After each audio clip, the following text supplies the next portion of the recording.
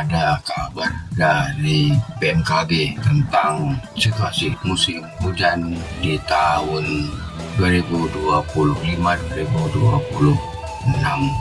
Begini katanya. Dimulai di bulan November atau mulai hari ini hingga Februari, jadi November 2025 hingga Februari 2026. Jadi ini relatif berbeda signifikan dengan tahun-tahun sebelumnya. Puncak musim hujan itu biasanya tidak sepanjang ini ya. Dari apa yang dipaparkan, diketahui bahwa hujan akan terjadi dalam masa yang lebih panjang dari tahun-tahun sebelumnya, yakni dari mulai bulan November hingga Februari. Maknanya sederhana saja, yakni untuk teman-teman yang biasa bergelut dengan bencana diantaranya banjir dan longsor, mungkin sudah perlu melakukan persiapan hingga tatkala situasi tersebut terjadi tidak perlu terlalu risau seolah-olah kondisi tersebut terjadi secara tiba-tiba. Untuk teman-teman yang di kesehatan seperti misalnya di puskesmas juga mungkin sudah perlu mempersiapkan obat-obatan yang pas dengan situasi yang akan terjadi. Sementara untuk teman-teman di gizi juga mungkin perlu mensosialisasikan soal makanan minuman yang perlu diwaspadai di musim hujan agar masyarakat bisa tetap sehat melewati musim hujan yang puncaknya demikian panjang. Dari hasil pencarian, saya mendapati beberapa makanan dan minuman yang perlu diwaspadai agar orang bisa tetap sehat melewati musim hujan yang panjang. Ini dia di antaranya.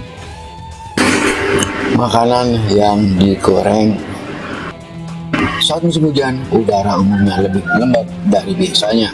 Hal mana akan berpengaruh pada kecepatan kerja sistem pencernaan, membuatnya lebih perlahan. Efeknya, proses pencernaan dan pengosongan usus pun tidak akan selancar biasanya, jadi lambat. Konsumsi makanan yang digoreng dapat memperberat proses pencernaan. Hal tersebut dapat menimbulkan keluhan yang tidak nyaman seperti mual, nyeri ulu hati, hingga perut kembung. Sayuran berdaun. Meski merupakan salah satu bahan pangan yang dianjurkan untuk dihadirkan dalam menu harian, jenis sayuran yang dikonsumsi selama musim hujan perlu mendapat perhatian. Kelembaban yang tinggi di musim hujan memudahkan kuman tumbuh dan berkembang di beberapa sayuran berdaun seperti bayam, kol, atau kubis. Pastikan bahwa sayuran yang akan dikonsumsi terjaga kebersihan dan kematangannya.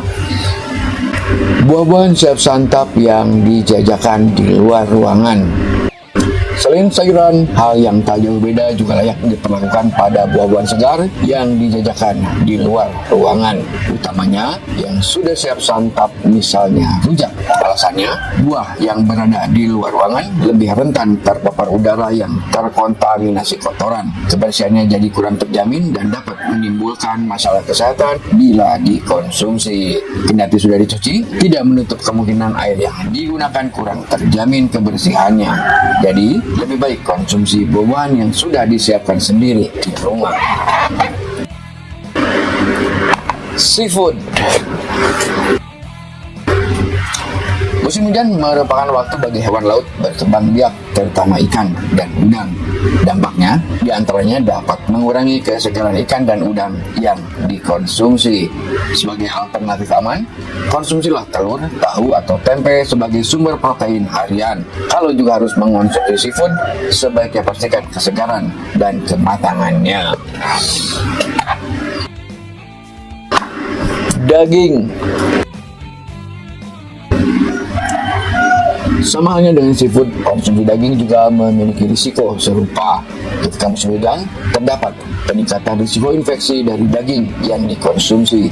Kalau memang harus mengonsumsinya, sangat disarankan untuk memperhatikan kebersihan dan tingkat kematangan daging demi menghindari kemungkinan infeksi.